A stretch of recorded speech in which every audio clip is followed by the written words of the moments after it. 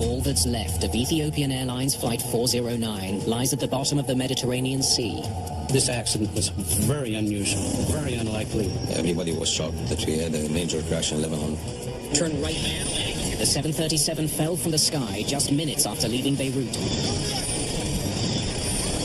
Now rumors of a terrorist attack are spreading through the streets. They speculate that the airplane could be hit by a bomb. And investigators are struggling to understand the plane's bizarre flight path. Often the best approach is the Sherlock Holmes approach. We need to check those trim tabs. Eliminate everything you know didn't happen. What time did he check in? What's left That's it. is probably what did happen. The evidence leads to a finding so controversial, This flight was in jeopardy from the outset. some still refuse to believe it.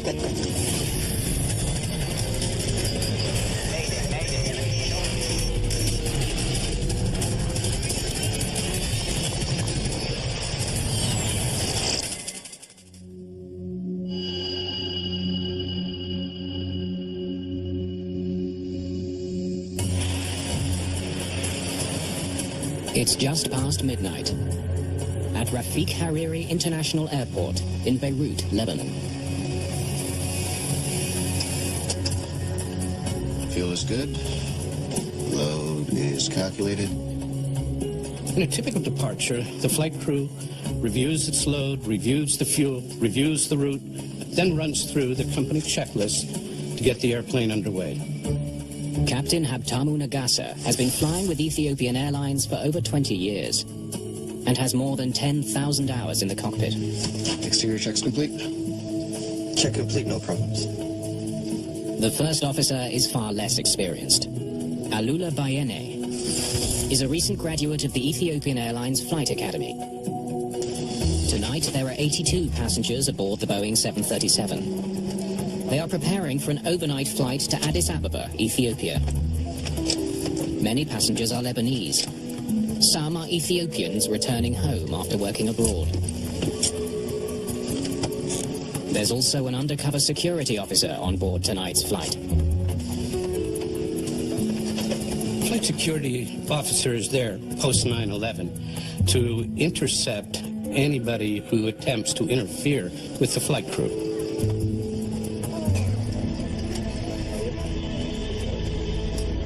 Beirut Airport has seen its share of trouble. It was the site of the 1983 barracks bombing that killed 241 American servicemen. More recently, all 3 runways were destroyed by Israeli missiles during the Lebanon War of 2006. Today, the rebuilt airport is again open to flights from around the world. Beirut Airport is a very busy, very well put together civil airport. Its only difficulty is presented by the mountains directly to the east. The Lebanon mountains rise sharply from the coast, forcing all flights to take off towards the Mediterranean Sea. Flight 409's flight plan calls for it to head southwest, then make a U-turn towards a navigational checkpoint called Checker. Ethiopian 409 is nearly calm. Clear for takeoff 21. The air traffic controller gives Flight 409 its final takeoff instructions. Immediate right turn to checkout. Roger. Clear for takeoff runway 21. Immediate right turn to checkout. Ethiopian 409. Left side is clear. Right side is clear. The captain sets his radar to display the weather, Weather's on my side. Roger. Terrain on my side. while the first officer monitors the terrain. The weather that night had mixed clouds with bases from 2,000 feet, overcast up to 20,000 feet, and there were scattered thunderstorms in the area.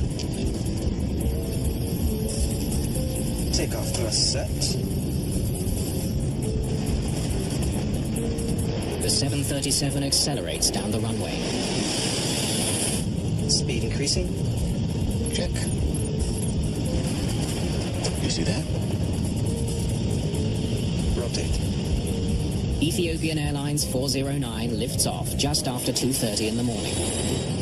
Their takeoff procedure and the initial part of the takeoff seemed entirely routine and ordinary and well executed.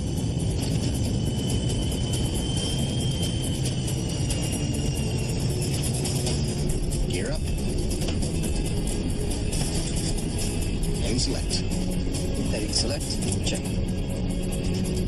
The captain begins banking the plane to the right as he climbs. Ethiopian 409, control 19. 3, Masalama. The tower controller bids the crew goodbye and hands the flight off to another colleague. Ethiopian 409, good morning. Climb flight level 290. The area controller instructs Flight 409 to climb to 29,000 feet. Flight level 290, Ethiopian 409. But the weather ahead is becoming fierce. If there's lightning in the area, you see the flashes. You're beginning to feel turbulence. Sir, I suggest that due to the weather, you follow heading 270 to be in the clear. 2-1, say again? Confirm heading 210. Just a few minutes into the flight, something is going wrong. An alarm warns the crew that their turn is becoming dangerously steep. The airplane is being banked beyond its normal operational limits. Captain Nagasa is struggling to correct the problem. He veers back to the left, towards the thunderstorm the controller wants him to avoid. As you enter heavy precipitation, the cockpit can become very noisy with a tremendous whoosh. It gets your attention.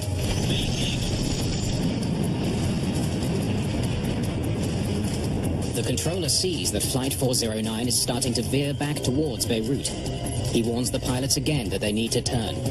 Ethiopian 409. Follow heading 270. Turn right, heading 270. At this moment, the controller was probably most concerned with the fact that the crew had overshot its heading, would be conflicting with inbound traffic, and had to be moved away from a possible conflict with terrain. Flight heading 270, roger. Okay, what heading did he say? 270, set. The cockpit fills with a disturbing sound. What is it? The control columns vibrate, warning them that the plane is about to stall. Speed! What is it? Go around, go around. Roger, go around. The captain pushes the throttle all the way up to go around power. Ethiopian 409. Follow heading 270, sir. Follow heading 270. Turn right, heading 270 now. Whenever a controller tells the pilot to do something now, the controller is telling the flight that they're in immediate danger. Speed is going down.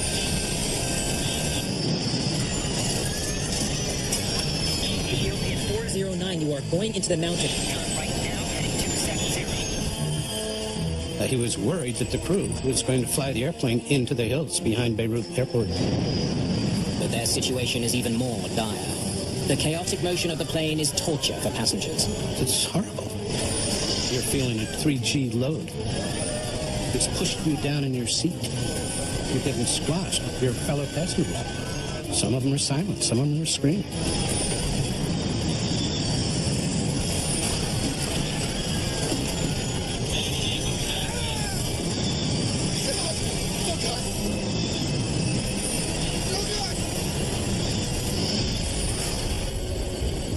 Ethiopian 409, Beirut. Ethiopian 409, Beirut.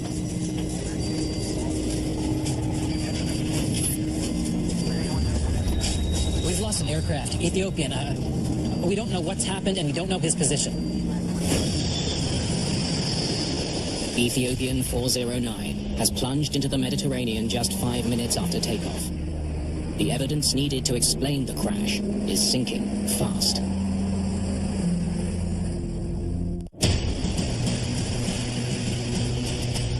Within minutes of the crash, the Lebanese military issues a distress call to all available ships in the area. Local boats, as well as foreign warships, join the search. My first reaction was this accident was very unusual, very unlikely, that really required a very good investigation to see what we could learn from it. It's the first major commercial aircraft accident in Lebanon in nearly 35 years. Within hours of the crash, the Lebanese Civil Aviation Authority dispatches Hamdi Shauk to take charge. As soon as I reached the airport, I had to try to manage the environment of the accident. The hardest part is not to deal with all the search and rescue of major parties, from defense to the Interior Ministry to all the concerned parties who have never done this before. A former pilot, he's one of the few experienced investigators in the country. So we got to make this our search area right here on this grid, okay? We have ships here, here, and here. Okay, so Mohammed Aziz is his second in command. First of all, we wanted, if by any miracle anybody had escaped, we wanted to be able to pick any survivor. Especially that the first hours they discovered 2 or 3 bodies. Most probably they were thrown out of the plane when it crashed.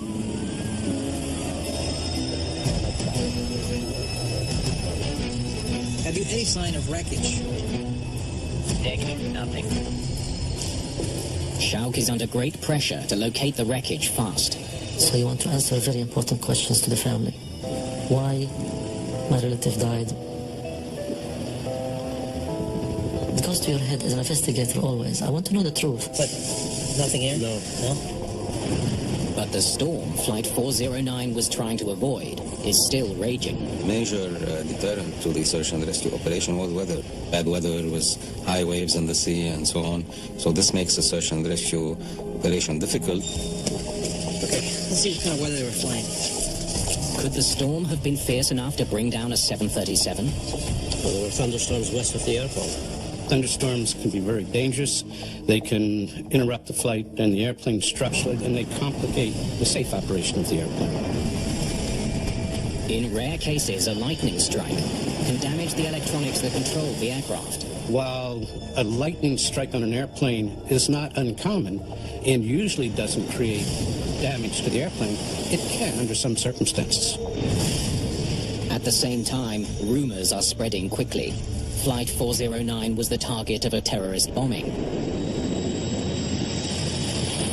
When you live in a country like Lebanon, every now and then you have fighting, you have explosions.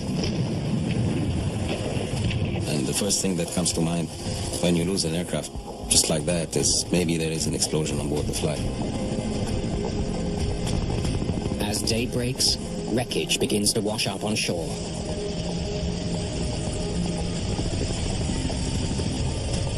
Navy ships recover floating debris and some human remains. It's painfully obvious there are no survivors.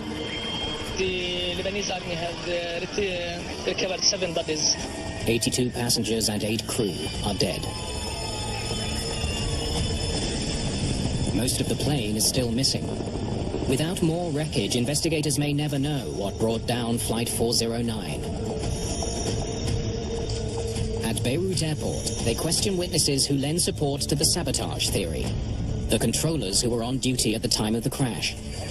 I saw a bright orange flash. It looked like the plane exploded. The controller, he saw a ball of fire.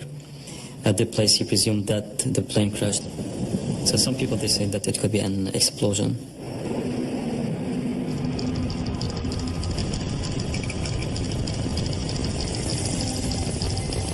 Hard evidence of sabotage requires a close examination of the wreckage. You have to go back to the evidence, because the evidence speaks. The part itself of the plane can tell you how the accident happened. And so far, the inexperienced team is having trouble locating the plane. No luck yet. Have you searched this sector here? Yeah, we looked everywhere. We looked here. We were able to determine where probably the aircraft would have been. Yet, when the Navy and the Air Force started to search for the plane, they could not find it. A Navy ship is searching for signals from the plane's black boxes. These begin transmitting an alert as soon as they come in contact with water. There is what we call a pinger, and it emits a signal for about 30 days after the crash. But 2 days in, the search hits a major hurdle. Investigators learn the Navy sonar they've been using can't home in on the signals. It's not precise enough. We'll never find them this way. We don't have the right equipment. We could not sleep. We were always thinking that we need the recorders. Shauk contacts aviation authorities in France for help. We're hoping you can come immediately. That's quite urgent. Okay. They have the equipment and the expertise to find the recorders. Okay, great. All right, thanks. Great. They're on their way. It was a learning curve for everybody, the leaders or divers or the Navy people. With the right gear, Thank you for coming. The team should be able to search more quickly. But valuable time has been lost, and investigators have few leads. These type of airplanes are flying all over the world, and if there is a problem, we need to take whatever corrective action that's needed. The United States also sends help. Because the 737 is American-made, the National Transportation Safety Board's Dennis Jones joins the team. Welcome to Beirut. Thanks. We still didn't have a crash site per se. The flight recorded, which is always a big concern of interest, was still yet to be found. The flight track. With no wreckage to study, Jones and Schauk turn to a record of the plane's flight path. Get the radar track from the airport. This should show us exactly what they did. When we first got there, some of the information we had that was helpful was the radar data and air traffic control information in general. So we were able to start evaluating that pretty quickly. The radar paints a baffling picture. It's like no one's flying. Exactly. Almost from takeoff, the plane follows an unusual and erratic path. Once you see what happened to the plane, you would wonder what really was happening. As if there were no crew in the cockpit. It is almost a similar 270 of a situation where nobody is in control of the plane. Now that they've seen the strange flight path, Okay, so here's the track. So they could be anywhere along here, okay? investigators are more anxious than ever to get at the wreckage and search for answers. And what we're seeing is basically an external view with the radar data and air traffic control, but we didn't get an idea what was actually going on board the aircraft itself. So we became even more eager to get the recorders. That's it. It's exactly what we're looking for. Finally, 8 days after the crash, the French equipment detects the vital signals. It was found 45 meters deep and 5 kilometers southwest of Beirut airport. Cameras mounted on unmanned subs capture the first images of what remains of Flight 409. We had the Odyssey submarine that had been used for taking photos and survey for the wreckage located on the seabed. It's too expensive to bring all the wreckage to the surface, so investigators focus on the tail section, where the 2 black boxes are stored. They retrieved the tail, the horizontal stabilizer, with the tail cone as well. They are still attached together, and they found the FDR located underneath that.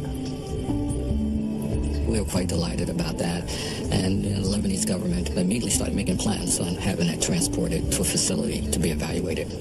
But they only find the flight data recorder. What about the CVR? The cockpit voice recorder should be nearby, but it's not. Right, so it's got to be in this sector. That's what we think. While the divers continue their search, investigators study underwater video of the wreckage for clues. Okay, let's start mapping this out. When a plane explodes in mid-air, the debris falls in a circular pattern. But if a plane hits the water intact, the debris will fall in a linear pattern. The underwater video allows investigators to map the position of every piece of wreckage. Another one here, lining up nice and neat. In this case, we found all the pieces laying in the bed of the water in almost 300-meter straight line. They also search for any sign of fire damage. You would look for a certain signature to show us perhaps there might have been some heat damage or fire damage. Go back, I want to see that piece again. But there's no sign that the metal was ripped open by a blast, and no burn marks on any of the wreckage. We looked at the footage. We couldn't identify any black spot, black suit, or anything of the sort. We saw none at all. There's no sign of any explosion. Ethiopian 409 Beirut. They conclude that the tower controller may have been fooled by a trick of the light. It was a stormy night, so throughout the night you were hearing thunderstorms, lightning. And they do sound exactly like explosion, and they give you a bright light even stronger than any big explosion. Still puzzled about the cause of the crash, investigators turn to the newly available data from the FDR. Nothing so far. There are more than 1,000 parameters to analyze. The flight data recorder records essentially the instruments and other parameters from the aircraft, basically what the aircraft is doing. And that retains, in this case, 25 hours of information. Almost all the data is normal, but one number stands out. Take a look at that stabilizer setting. It's a bit low, but still in the green. The stabilizer is part of the tail. Pilots adjust its angle depending on the weight of the plane. Move it up, and the plane pitches up. Move it down, and it forces the nose down. Okay. Fuel is good. Load is calculated. Check complete, no problems. The FDR reveals that Flight 409's stabilizer was set further down than normal for takeoff. Such a small variation probably wouldn't cause the pilots to lose control of their plane. But investigators won't know its effect until they can test the configuration in a flight simulator. At that point, obviously, everything was on the table. We knew we had a lot more factual finding to do. I got it. Oh, here it is. The investigation takes a huge step forward when the search for the missing recorder finally pays off. That's it. Hey, Aziz, we got it. Oh, we found it. Yeah. I have to praise the Lebanese Navy diver, because with the equipment they had to do a real hand search 45 meters underwater, which is quite difficult, but they were able to recover it at the end. Investigators can only hope that the pilots said something that will reveal why their plane went down. Fuel is good. Load is calculated.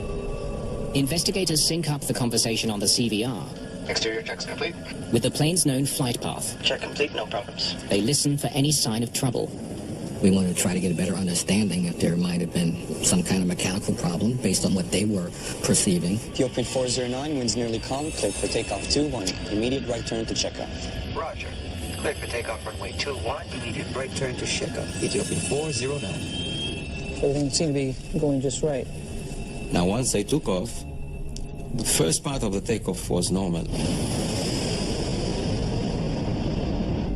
Turn right, initially heading 315. 315. Roger. Investigators hear the controller give the pilots a new heading, but the plane goes off in a different direction. As they approached the heading that they had been assigned, they overshot the heading. He was supposed to turn this far, but he just kept going. Mark? They're way off course. Sir, I suggest that due to the weather, you follow heading 270 to be in the clear. Each time the pilots tried to correct their course, they turned too far and banked too steeply. It's a sure indication that the airplane has lost control. Ethiopian 409, you are going into the mountain. Turn right now, heading 270. The airplane was rolling into an ever steeper bank. Its lift vector was decreasing, so the nose was dropping toward the sea.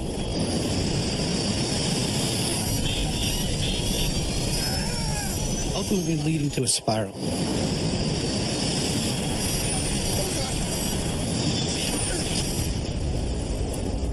The plane was out of control.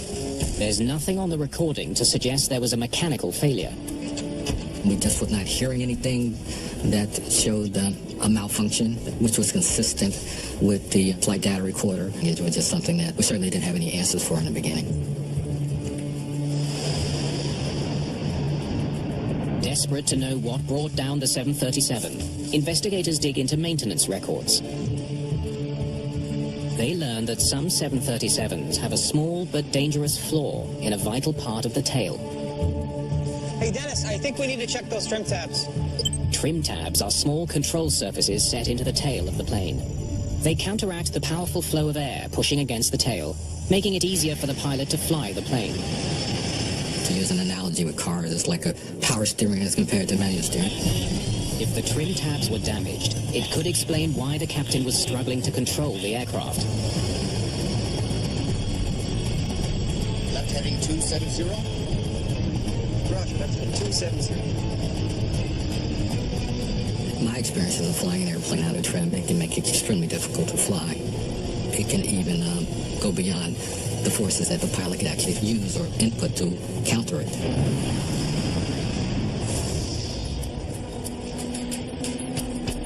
You can bring that over here. Investigators are in luck. The stabilizer and trim tabs are among the few pieces of wreckage recovered from the sea. The team assembled to evaluate this aircraft hit the water close to 400 knots, so we're expecting a lot of things to be damaged. So we wanted to kind of evaluate it to see if there was anything that was pre-existing that might have somehow contributed to this sequence of events. But it's another dead end. A close inspection of the trim tabs reveals no damage at all, no sign of any malfunction. They did not affect the pilot's ability to steer the plane. Why a 737 carrying 82 passengers plunged into the sea only minutes after takeoff is still a mystery.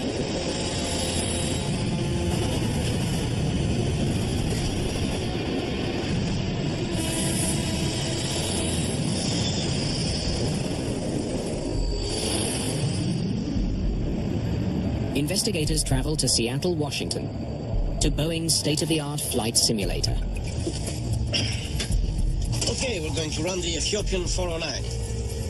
Going to set the trim to match theirs. The flight data has shown that Flight 409's stabilizer was set to a shallower than normal takeoff angle. They now need to know if that somehow affected the pilot's ability to handle the plane.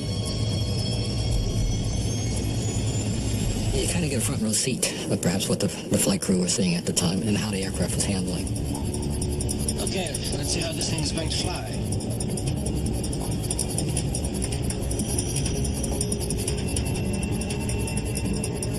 The low angle of the nose makes the plane difficult to handle at first. It's definitely not happy.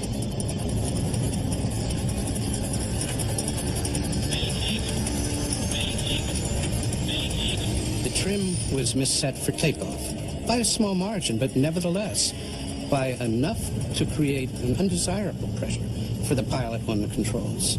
So the pilot was always fighting the airplane to one degree or another.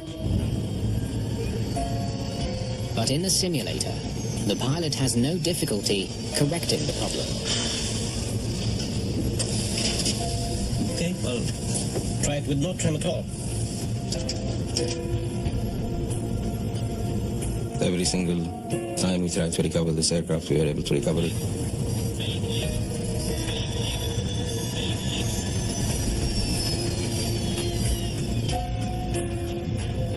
Well, they should have been able to recover. They conclude that the low stabilizer setting did not cause this crash. Something else made the 737 spiral into the sea. Officials from Ethiopian Airlines still believe terrorism is to blame. They insist that an onboard bomb cannot be ruled out until more of the wreckage is recovered from the Mediterranean. The investigators don't agree.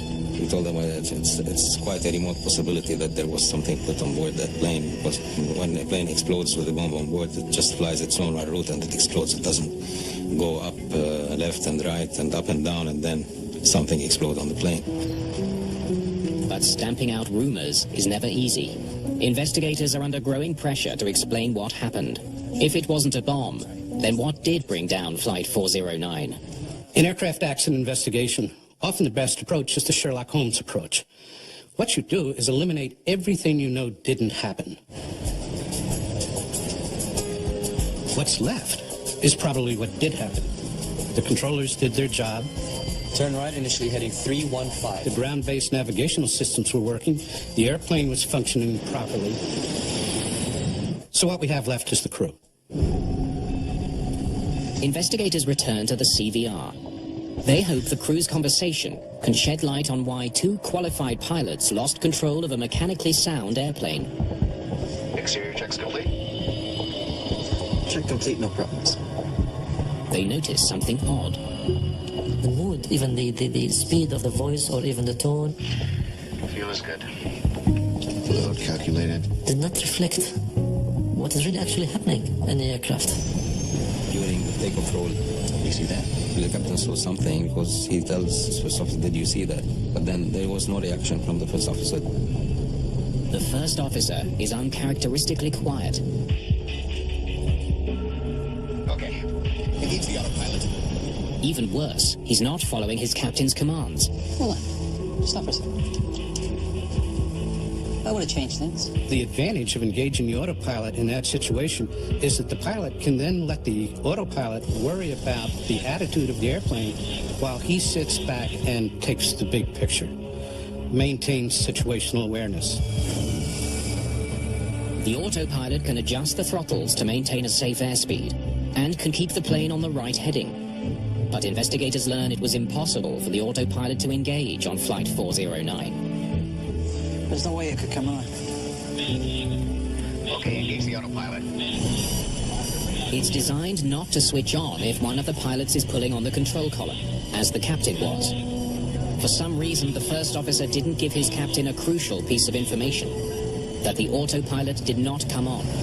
Had the autopilot been engaged when the captain ordered the first pilot to engage it, would have saved the whole flight. The interaction between the crew members were not what we would expect from professional crew at the time. The crew's behavior is baffling. It forces investigators to consider an unlikely explanation for what went wrong. Something called subtle incapacitation. It's very difficult to recognize the subtle incapacitation. If the pilot at the control has a stroke and slumps over the control wheel, there's no question that you've got a person who's incapacitated. Confirm heading 210. Negative, sir. To proceed direct checkout, turn left now, heading 270. Left heading 270? Roger, left heading 270. However, if the pilot at the controls starts to lose the picture and does so silently and starts to misapply controls or push the wrong buttons, it may take a while before the other crew members pick up on that failure. That sequence is called subtle incapacitation. It's a controversial idea that goes beyond the usual definition of pilot error. Subtle incapacitation can come from physiological reasons, psychological reasons, or a combination of both. Could be something minor. Medications could cause it, stress could cause it, fatigue could cause it. Because commercial aviation demands such high levels of performance, drug and alcohol use by pilots is closely scrutinized. Drug testing is part of any transportation employee, from baggage handlers all the way up to cockpit. And typically it's done on a random basis. It's done. But there's no formal test for fatigue. Other accidents with the same kind of sequence of events taking place. The best known example is Colgan Air Flight 3407. In 2009, 2 overtired pilots failed to react properly to a warning that their plane was about to stall. All 49 people on board were killed. This room doesn't make you sleepy? Investigators continue to analyze the cockpit recording. What are these guys doing? They listen to what the pilots were saying just before takeoff. This room doesn't make you sleepy? If you hear someone on the recorder saying sleep, immediately our antennas stick up. Also, that movie, yeah. What are you doing there? There's no reading it. Did you feel dizzy? Oh, I couldn't see. Well, me too. Investigators are shocked to hear the pilots joking about being tired, and the reference to weed. Subtle incapacitation may not be such an unlikely cause after all. Trying to explain the behavior of the pilots on that particular night was really the most difficult part of this investigation, and this is why we considered every single issue, starting from the food they had, the type of rest they had. Piecing together the pilot's movements in the hours leading up to the crash. What time did he check in? Is now the top priority. In the case of this accident, the pilots' bodies weren't recovered, so there was no way they could do post-mortem examinations. We immediately called the hotel to check the garbage, if there was any bottle of alcohols, any drugs. Did they see the crew out having drinks or something? They study security footage for any signs that the pilots were impaired. We also looked at the footage of the crew coming into the airport. They were walking normally. Everybody we spoke to, they said, no, they were normal.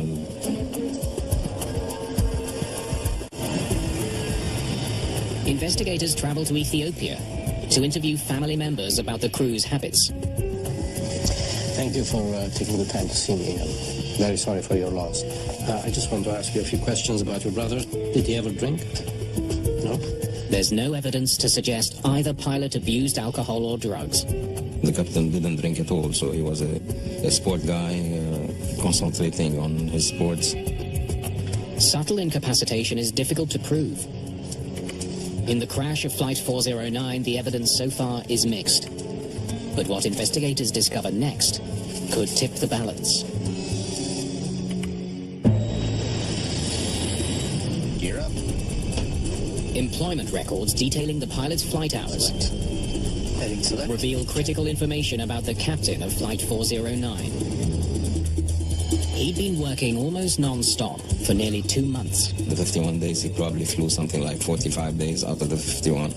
Daily flying, just taking the minimum rest. It's legal, but it's just quite a lot of work. Ethiopian 409 is going to take up 2 months. What? The crew's last chance to rest was a scheduled stopover after flying into Beirut. I could use some food that didn't come from an airplane. What do you say? Yeah. That meal will be good. All right. Let's do it.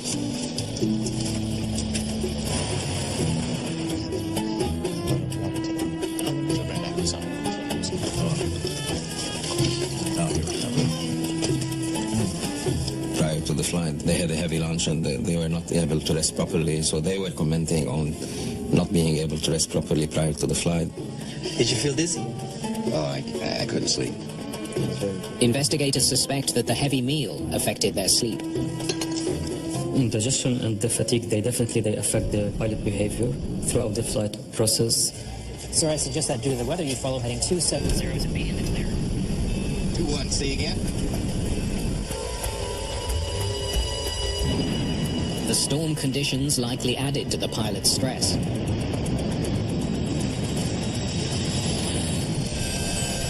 The weather could be a factor in adding pressure on the pilots. Fatigued and under increasing stress, they lost track of where they were and what they were doing. This flight was in jeopardy from the outset. It seems that the crew was never fully on top of what was happening.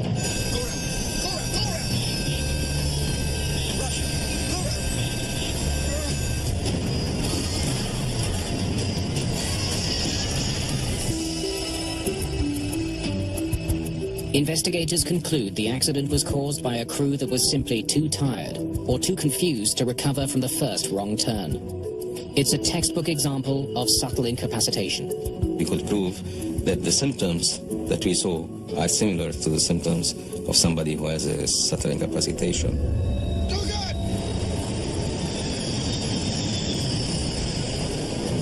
The accident exposes a risk to aviation that no amount of engineering can overcome. After the crash of Flight 409, investigators suggest Ethiopian Airlines introduce much more rigorous rules regarding crew rest.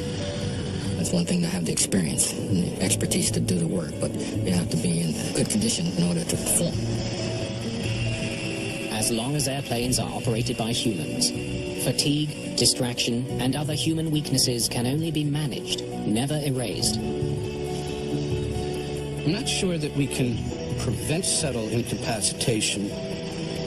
But we should at least try to eliminate all the possibilities that are related to human factor, because the human factors are still the majority of most of the accidents.